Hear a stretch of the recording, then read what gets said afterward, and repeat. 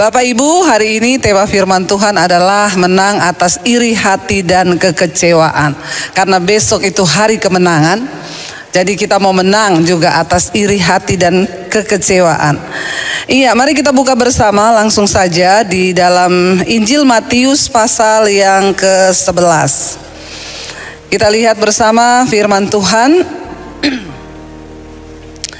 Injil Matius pasalnya yang ke-11. Ini tes suara saya, tes 1, 2, 3, 3, 2, 1. Iya, kayaknya kurang ngebas ya.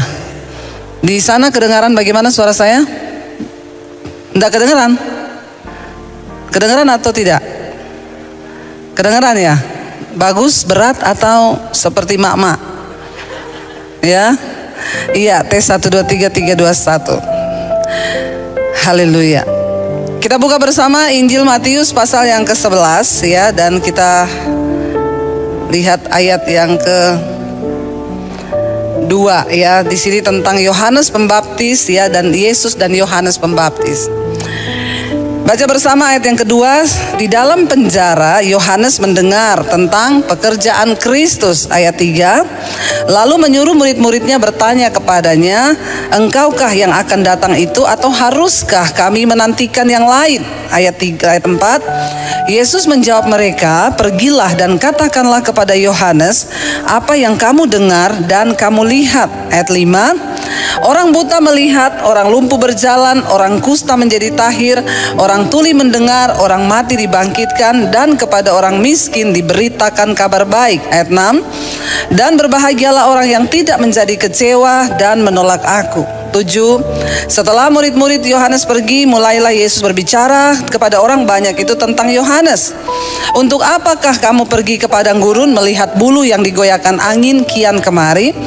Untuk apakah kamu pergi melihat orang yang berpakaian halus? Orang yang berpakaian halus itu tempatnya di istana raja. Ayat 9. Jadi untuk apakah kamu pergi melihat nabi? Benar, dan aku berkata kepadamu bahkan lebih daripada nabi. Ayat 10. Karena tentang dia ada tertulis, lihatlah aku menyuruh utusanku mendahului engkau. Ia akan mempersiapkan jalanmu di hadapanmu. Saudara, Yesus dan Yohanes Pembaptis. Di sini dikatakan siapa Yohanes Pembaptis itu? Dia adalah orang yang dipilih Tuhan. Dia adalah utusanku, kata Yesus, yang mendahului engkau. Ya, firman Allah, ia akan mempersiapkan jalan di hadapanmu. Yohanes Pembaptis adalah seorang yang dipilih Allah untuk mempersiapkan jalan bagi kedatangan Yesus. Dia adalah nabi perantara antara perjanjian lama dan perjanjian baru. Semua perjanjian lama itu janji-janjinya diucapkan. Saudara, Yohanes berkata tentang nubuatan akan kedatangan Kristus. Dia berkata, persiapkanlah jalan baginya, luruskanlah jalan bagi dia. Ya, sebab Mesias itu akan datang. Bulu yang patah terkulai tidak akan dipatahkan, sumbu yang pudar nyalanya tidak akan dipadamkannya. Dia bersaksi tentang Sang Mesias yang akan datang. Dan Alkitab mencatat, singkat cerita, datanglah Yesus, dan Alkitab juga berkata bahwa Yohanes Pembaptis membaptis Yesus. Jadi menurut saudara, Yohanes Pembaptis ini orang yang luar biasa nggak? Luar biasa, karena dia dipilih Tuhan. Bahkan dia membaptis Yesus ya. Dia adalah seorang yang mempersiapkan jalan bagi Tuhan. Singkat cerita, Yesus datang. Yesus mulai dibaptis, Roh Kudus turun. Yohanes melihat Roh Kudus seperti burung merpati hinggap dan turun di atas kepala Yesus, berkata, inilah anakku yang aku kasihi, kepadanya lah aku berkenan. Dia melihat semua peristiwa itu terjadi. Tapi Injil Matius pasal yang keempat ayat 12. Coba kita lihat bersama. Di Injil Matius 4, ini baru Matius 4 ya. Kita tahu Matius 1 itu menceritakan Yesus, 2, 3. Ini baru yang keempat ya. Ayat 12. Injil Matius 4 ayat yang ke-12. Baca bersama. Tetapi waktu Yesus mendengar bahwa Yohanes telah ditangkap, menyingkirlah ia ke Galilea. Jadi di Injil Matius pasal yang keempat, Yohanes ditangkap. Dan apa yang Yesus lakukan? Dikatakan Alkitab berkata Yesus menyingkir, tidak mau ikut-ikutan. Saudara, saya mencoba bertanya, seandainya kita yang jadi Yohanes, ya, coba kita sedikit merenung, bukan menghayal. ya, tapi merenung. Kalau saudara dipilih menjadi Yohanes, orang yang mempersiapkan jalan bagi Tuhan, yang berkata bahwa luruskan jalan baginya, Sang Mesias akan datang. Dia adalah seorang diurapi yang maha tinggi dan bla bla bla bla lain, dan semua terjadi. Lalu pada akhirnya Yohanes ditangkap dan dipenjara. Lalu Yesus menyingkir. Kira-kira kalau saudara jadi Yohanes, saudara kecewa atau tidak? Jujur, kecewa atau enggak? Kecewa. Dan Alkitab berkata tadi di Injil Matius pasal yang ke-11 ayat yang kedua, tolong dibalik lagi, Injil Matius 11 ayat yang kedua. Dengan jelas firman Tuhan berkata di sana, di dalam penjara. Singkat cerita, Yohanes di penjara. Dari dalam penjara dia mendengar tentang apa? Pekerjaan Kristus. Dia menyembuhkan orang sakit, orang mati bangkit, orang lumpuh berjalan, orang buta melihat. Dia mendengar sementara dia di dalam. Saudara kalau punya teman atau saudara sudah, ya, saudara pernah pakai orang itu untuk melakukan tugas saudara, lalu dia di penjara. Ya, ada nggak niat saudara untuk bantu dia? Itu tidak terjadi dengan Yohanes. Ketika dia sudah memberitakan tentang Kristus, dia membaptis Yesus loh. Dan Alkitab berkata, dia ditangkap dan dipenjara. Dari dalam penjara, dia dengar tentang kehebatan pekerjaan Kristus di luar sana. Yesus menyembuhkan orang sakit, membangkitkan orang mati. Dan dia, saudara, merasa orang lain bisa ditolong, orang lain dilakukan sesuatu, tetapi kenapa aku tidak ditolong? Ada rasa iri hati melihat pekerjaan Tuhan bagi orang lain, tapi kenapa saya tidak? Seringkali kita juga mengalami ini dalam hidup kita. Ketika kita mendengar orang ditolong, ya tidak semua orang dengar kesaksian kita itu seneng loh saudara.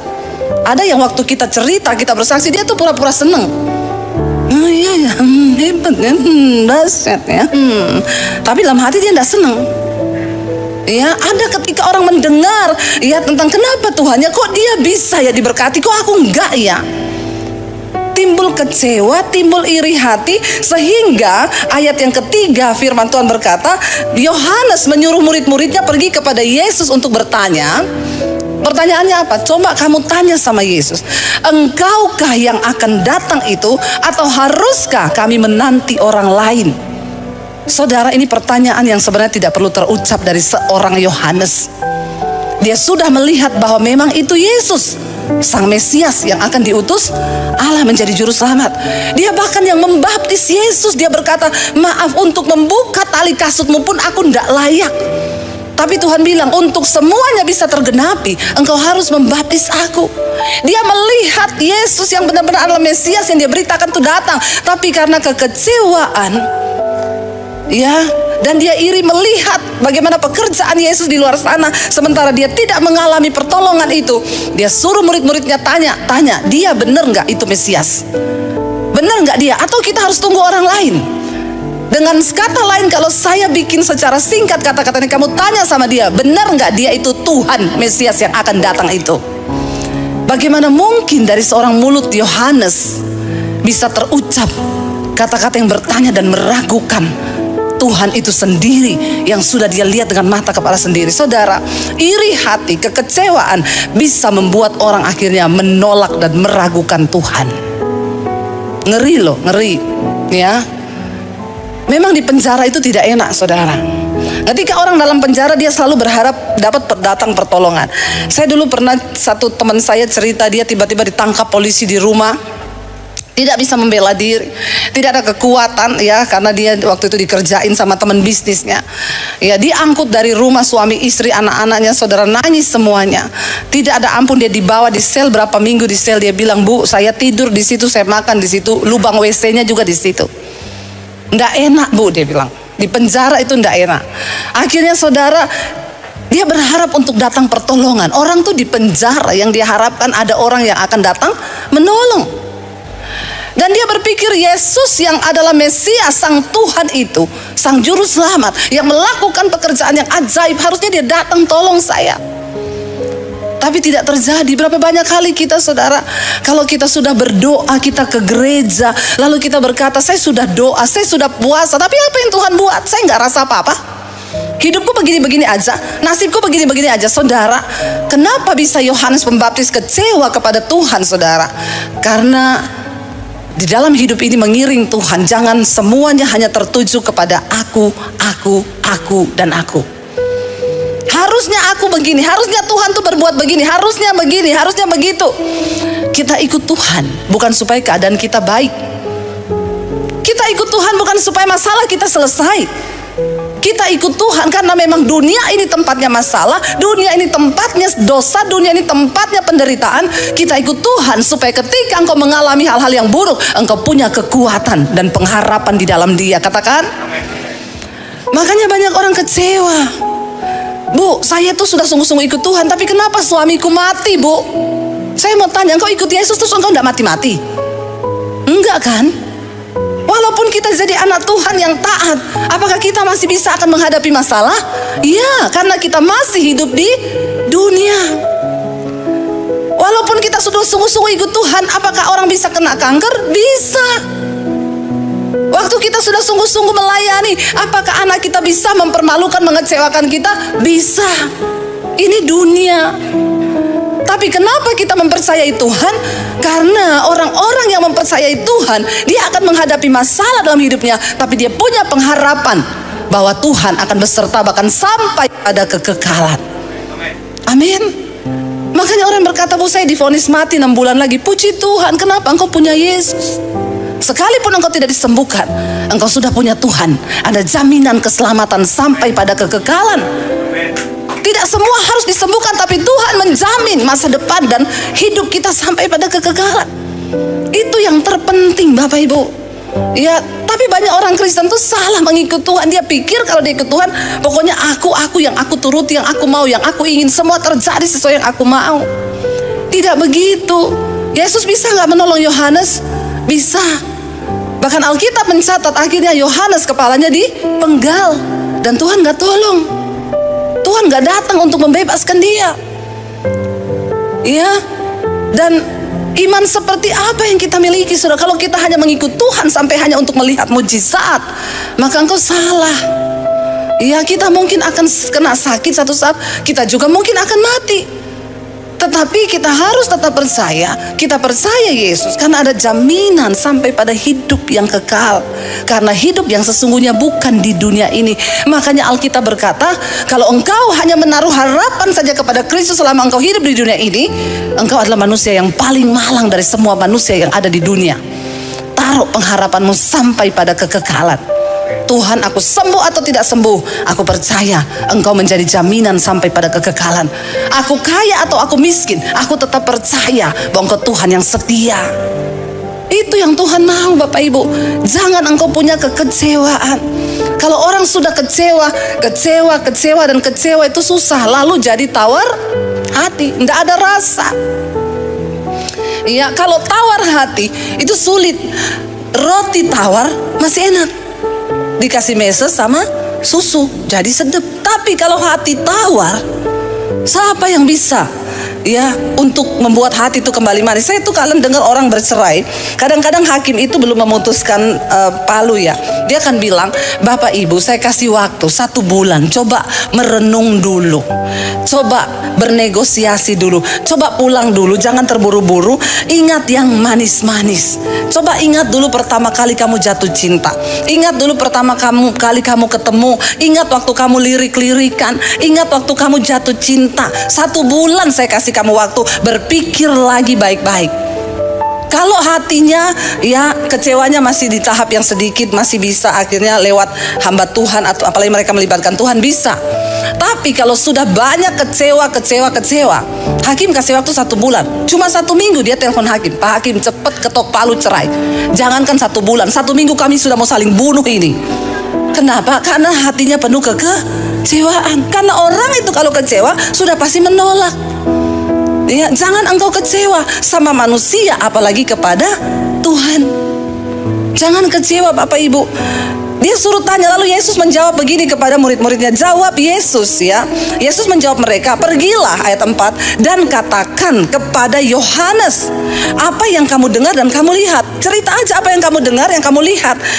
Apa yang harus kamu sampaikan kepada Yohanes? Dia nggak perlu tanya kamu Mesias atau bukan, cerita aja. Orang buta melihat, orang lumpuh berjalan, orang kusta menjadi tahir, orang tuli mendengar, orang mati dibangkitkan, dan kepada orang miskin diberitakan kabar baik. Ini adalah hal-hal yang juga diberitakan Yohanes ketika dia menyatakan bahwa Sang Mesias akan datang. Dia akan membawa sebuah pengharapan yang baru, kata Yohanes. Tapi ketika dia kecewa, dia menjadi tidak percaya. Lalu Yesus berkata kepada mereka, dan tolong sampaikan kepada Yohanes ayat 6. Dan bilang kepada Yohanes, berbahagialah orang yang tidak menjadi kecewa dan menolak aku. Dia bilang sama Yohanes, berbahagia orang yang tidak menjadi kecewa dan menolak aku. Karena orang yang kecewa sudah pasti nanti akan menolak.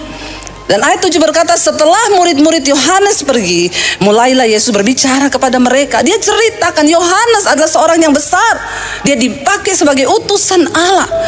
Dia adalah seorang nabi antara perjanjian lama dan perjanjian baru yang menyatakan bahwa nubuatan itu akan digenapi. Tapi apa yang terjadi, saudara? Kekecewaan meliputi hatinya. Bapak Ibu, ya, kita harus berdamai dan jangan biarkan rasa kecewa itu selalu ada dalam hidup kita. Kemarin berapa malam yang lalu saya bacakan kesaksian di Mesbah Doa. Yang ikut Mesbah Doa pasti tahu. Seorang ibu cerita, Bu, saya mau bersaksi. Sebelum saya mengenal channel Ibu Debbie, saya ini orang yang penuh dengan kekecewaan. Saya kecewa kepada suami dan mertua saya. Saya tidak bisa mengampuni mereka. Hati saya sudah kecewa. Akhirnya, Bu, ya, karena kekecewaan itu, saya tiap hari itu pengen marah, stres. Orang itu kalau banyak kecewa di hatinya itu marah-marah, stres, ya. Selalu saya ingatkan, hati-hati, darah mengental, warnanya hitam, kortisol naik. Kalau engkau simpan kecewa, amarah, kepahitan, itu sudah satu paket. Lalu akhirnya dia bilang, saya mulai mendengarkan khotbah-khotbah di YouTube. Ketika saya mulai mendengarkan khotbah-khotbah di YouTube, saya dengar ibu tuh khotbah selalu soal kekecewaan, kepahitan, harus mengampuni. Tapi saking saya kecewa, saya abaikan. Tiba-tiba saya sakit gigi, Bu. Syaraf gigi saya itu sakit sekali. Saya berobat ke dokter gigi biasa. Dokternya bilang saya kasih antibiotik, obat syaraf dan lain sebagainya. 3 bulan berobat tidak sembuh-sembuh. Bayangkan loh, sakit gigi. Dia pindah ke dokter yang lebih ahli lagi, saudara. Dokter kedua dia datang, dia berobat. Ya, berobat berbulan-bulan, saudara. Tidak sembuh juga. Udah minum antibiotik, udah disuntik, udah apa, enggak sembuh.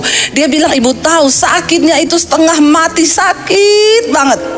Sampai dia minum aja nggak bisa. Minum kalau kena syaraf itu kesakitan. Bukan cuma minum, makan, tidur pun nggak bisa. Dan itu sakit gigi, saudara. Saudara pernah rasa sakit gigi? Lebih baik sakit gigi daripada sakit hati. Katanya sih, tapi menurut saya lebih baik sakit hati sih daripada sakit gigi, ya. Sakit hati cepat-cepat bertobat, minta ampun, sudah beres. Tapi sakit gigi, dan dia sakit gigi itu setengah tahun lebih, bukan 1 hari 2 hari. Bayangkan, sakit terus, saudara. Akhirnya datang ke dokter yang ketiga, ahlinya ahli, dokter gigi. Ya, dia cari lagi yang paling hebat, profesor. Dia datang, dia lihat, dia bilang kayaknya ini bukan sakit gigi dari syaraf deh, Bu. Ini kayaknya berhubungan dengan psikis, kejiwaan. Bisa ya? Bisa loh, saudara, dari kekecewaan dan sakit hati naik ke saraf gigi. Ada yang antara saudara sakit gigi hari ini? Atau sakit apa saja? Ternyata memang benar, dari jiwa itu bisa mempengaruhi hal-hal yang ada di fisik. Tapi dokter itu bilang begini, ya udah, tapi kita coba berobat. Hari Senin ibu balik lagi, kita akan operasi. Dan ibu sediakan uang 35 juta. Dia bilang, saya tidak pernah dikasih uang suami saya. Iya, karena udah kecewa toh. Apalagi suaminya pelit, tambah kecewa. Bapak-bapak makanya jangan pelit, amin. Dia sakit hati, dia kecewa, saudara. Ya, dia bilang, saya sudah pikir, Bu, operasi 35 juta, suami gak kasih saya uang berobat. Tapi saudara, ketika dokter tuh cuma bilang, Bu, ini kayaknya dari psikis, kejiwaan. Ibu stres enggak? Atau apa yang ibu simpan? Dia pulang malam itu, dia merenung. Lalu dia cari khotbah-khotbah di YouTube. Dia bilang, saya dengerin khotbah-khotbah, ya khotbahnya Ibu Debbie. Satu saat tuh saya nangis malam itu di jamaah Tuhan. Saya nangis semalam-malaman tidak berhenti, Bu. Saya minta ampun sama Tuhan dan saya mulai belajar melepaskan pengampunan, membuang kekecewaan di hati terhadap mertua dan suami saya.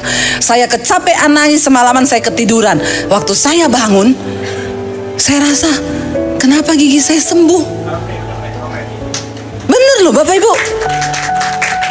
Yang nggak tepuk tangan ini nggak percaya. Awas loh kalau Anda sakit gigi, ya. Baru Anda mengalami, hati-hati. Dia bilang dia kaget bangun. Kenapa gigi saya udah gak sakit? Padahal dia tuh lagi menunggu hari Senin, tinggal berapa hari lagi. Dia udah pikir keluar uang 35 juta. Dia akan dioperasi, diobok-obok. Tapi ketika dia lepaskan pengampunan, dia bilang, saya disembuhkan Bu, sampai hari ini saya sembuh. Apa yang terjadi waktu dia sembuh? Hatinya baik, tidak stres lagi, gak marah-marah, bahkan tidak jadi kehilangan uang 35. Wow gak? Bilang wow. Amin. Loh saudara, ajaib loh, ternyata waktu engkau membuang kekecewaan di hatimu, Tuhan bisa mengubah segala-galanya. Tuhan bisa mengubah, ya. Dan tidak ada perkara yang mustahil asal engkau berespon dengan benar. Alkitab Yesus berkata, bilang kepada Yohanes, berbahagialah orang yang tidak menjadi kecewa dan menolak aku. Kalau engkau kecewa, pada akhirnya engkau akan menolak Tuhan. Dia akan ngomong, saya itu sudah kepahitan banget sama suami saya. Makanya semua khotbah ibu yang lewat, mau soal kepahitan, saya nggak gubris Bu. Karena saya pikir, Allah lu nggak tahu sih, kenapa orang bisa mengabaikan firman? Karena hatinya penuh kekecewaan. Makanya jangan coba-coba kecewa, suruh buang kekecewaan. Saya kemarin pelayanan ya di satu tempat, saya pelayanan di Mabes, saya ketemu dengan seorang pejabat di situ. Dan dia cerita Bapak Ibu, dia cerita bagaimana dia mengalami pertobatan dengan Tuhan. 2019 dia bertobat di jamaat Tuhan. Dia cerita kenapa? Awalnya tiba-tiba berat badannya drop, turun 10 kilo.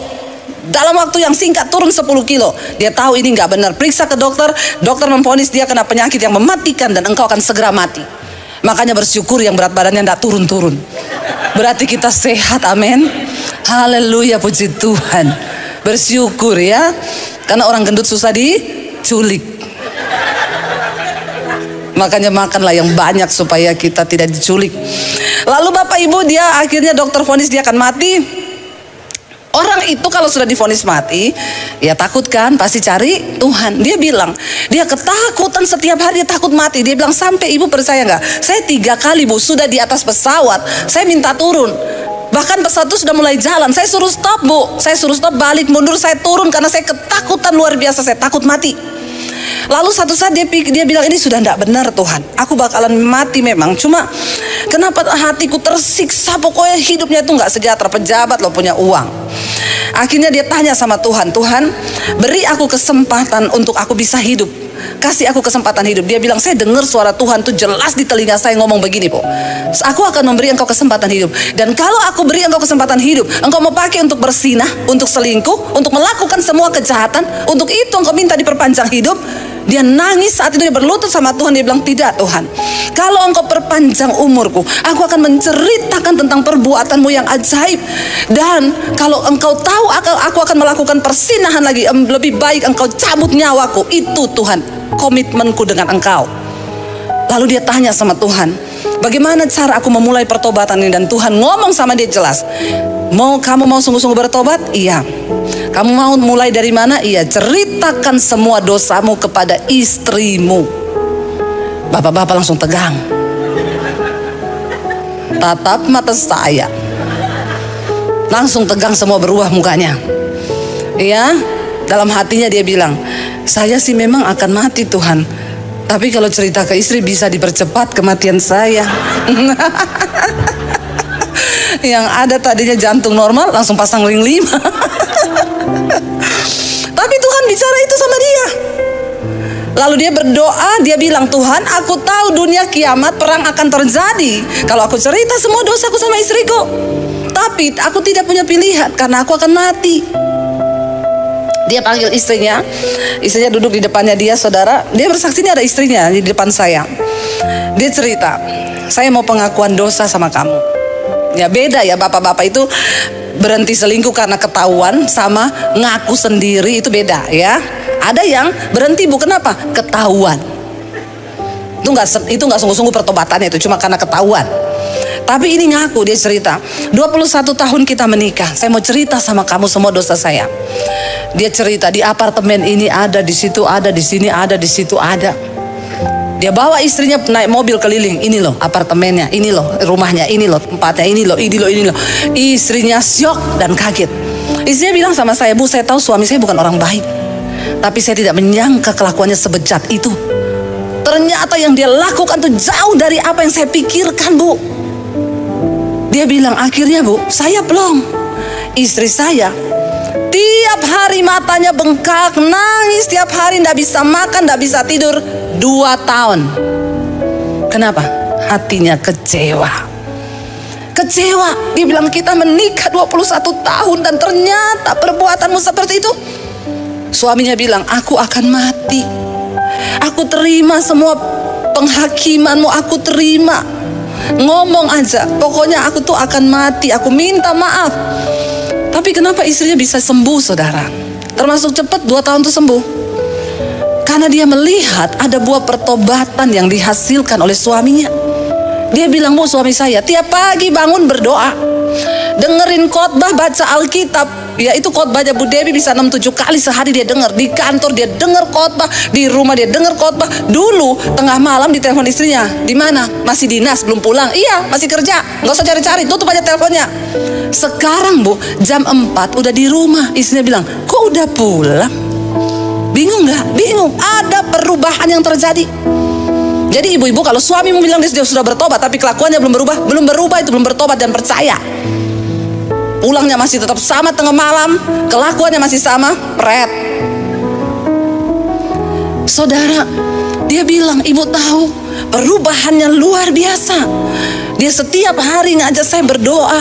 Dan apa yang terjadi, saudara? Dia bilang teman-temannya datang di kantor, para pebisnis datang, ngasih bawa duit, Bu, bawa duit. Dia tanya, buat apa ini duit? Biasalah Pak, bawa pulang uangmu, saya mau berdoa buat kamu. Kamu harus ketemu Tuhan. Jadi kemarin kita persekutuan tuh rata-rata teman-teman pengusahanya yang dulu sering datang, itu diinjilin semua sama dia. Bahkan kemarin ada orang yang gak percaya Yesus, saudara, karena melihat pertobatannya. Dan saya berkata, wow, luar biasa apa yang Tuhan buat. Dan istrinya kekecewaannya segera pulih. Kenapa? Karena dia melihat suaminya itu berubah. Bapak Ibu, berbahagialah orang yang tidak menjadi kecewa dan menolak aku. Ingat, ya, kita mungkin akan mengalami banyak kekecewaan dalam hidup ini, tetapi segeralah buang itu supaya engkau jangan menolak Tuhan. Lihat bersama Ibrani pasal yang ke-12, terakhir ayatnya. Ibrani pasal yang ke-12 ayat yang ke-25. Ibrani 12 ayat 25, kita baca bersama 1, 2, 3. Jagalah supaya kamu jangan menolak Dia yang berfirman. Sebab jika mereka yang menolak Dia yang menyampaikan firman Allah di bumi tidak luput, apalagi kita jika kita berpaling dari Dia yang berbicara dari sorga. Jagalah supaya kamu jangan menolak Tuhan.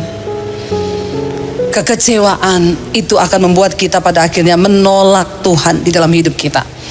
Saya berdoa Bapak Ibu, jangan biarkan hati kita diisi oleh kekecewaan. Kecewa pada manusia, jangan apalagi kecewa kepada Tuhan. Apapun keadaanmu hari ini, tetaplah percaya bahwa Dia Tuhan yang turut bekerja untuk mendatangkan kebaikan di hidup kita. Kenapa kita percaya Tuhan? Karena ada jaminan yang sampai pada kekekalan. Dan itu cukup. Tuhan, engkau tolong atau tidak tolong, engkau sembuhkan atau tidak sembuhkan, aku tetap percaya padamu. Seorang hamba Tuhan di Nigeria, saudara, dia seorang hamba Tuhan yang dipakai Tuhan mendoakan orang sakit sembuh. Saya undang para imam musik untuk maju. Yang sakit didoakan sembuh. Pokoknya lumpuh berjalan, buta melihat. Tiba-tiba satu saat Tuhan izinkan dia kena sakit. Dia berdoa bagi dirinya, dia tengking sakitnya tidak sembuh. Dia berpuasa untuk kesembuhannya, dia tidak sembuh. Dan pada akhir hidupnya dia berkata, Tuhan, aku kecewa kepadamu. Kenapa aku mendoakan orang lain dan mereka sembuh, tapi ketika aku sakit aku berdoa, aku tidak disembuhkan. Jadi maaf Tuhan, aku akan meninggalkan engkau dan tidak lagi percaya kepadamu. Saudara tahu, dia mati karena penyakitnya dalam keadaan dia menolak Tuhan karena kecewa. Seharusnya dia berkata, Tuhan, aku sembuh atau tidak sembuh, aku tak percaya Engkau Tuhan yang berdaulat atas hidupku.